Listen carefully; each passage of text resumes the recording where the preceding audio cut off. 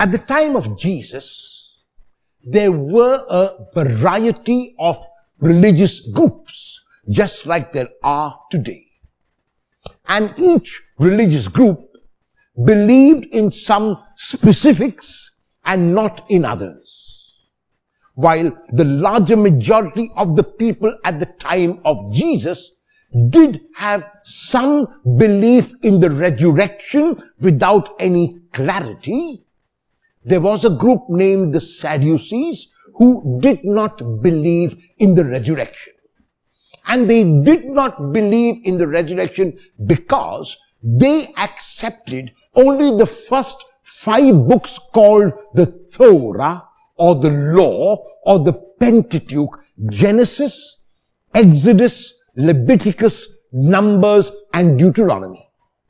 And their argument was that in these books there is nothing about the resurrection, and if this is the law given to us by Moses, if this is what God has communicated to us through the prophet Moses, and there is no resurrection there, then we cannot believe, and there is no resurrection.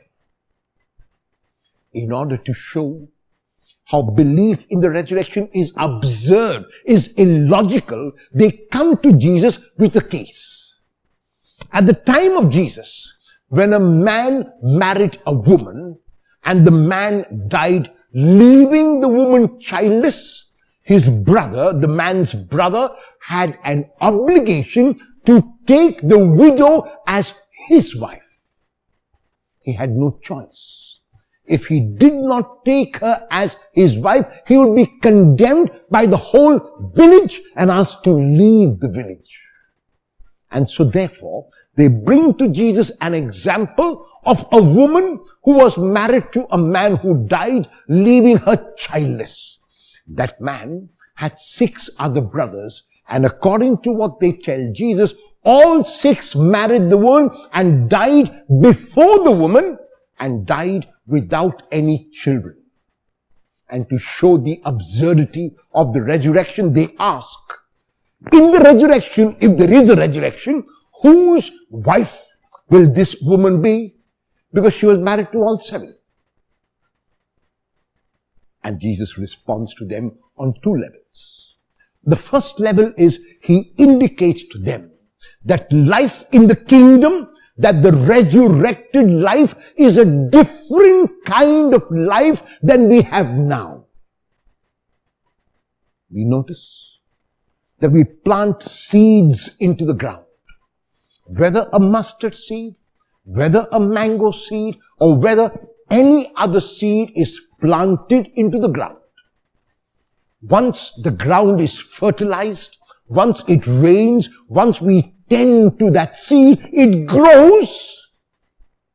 And what it grows into is quite different from the seed. So though Jesus doesn't speak about the seed here, he tells them that this is exactly what happens in the resurrection. What we have now are seeds. And in the resurrection, there will be that tree, there will be that newness. And in that newness, there will be no getting married or being given in marriage. And so the question about marriage does not arise at all. And then secondly, he goes even deeper because they believe only in the Torah. He quotes from the book of Exodus. The book of Exodus was part of the Torah. And it is in the book of Exodus that when Moses goes to God, he sees the burning bush. And the burning bush is the presence of God. It is from the burning bush that God tells Moses that he is the God of Abraham, the God of Isaac, and the God of Jacob. God would not say that he is the God of Abraham if they were not alive. So by God stating that he continues to be the God of Abraham and Isaac and Jacob, Jesus shows through the book which they believe in that there is the resurrection. Whether the Sadducees were convinced or not is another matter. What is important is for each one of us to realize that this resurrected body that we will be given by the Lord in the new life that all of us are called to is a body that we must take care of now. We focus, unlike the Sadducees, not on what is going to happen in the resurrection or whether it will happen. We focus on the now, because the now will determine the later, and the present will determine the future.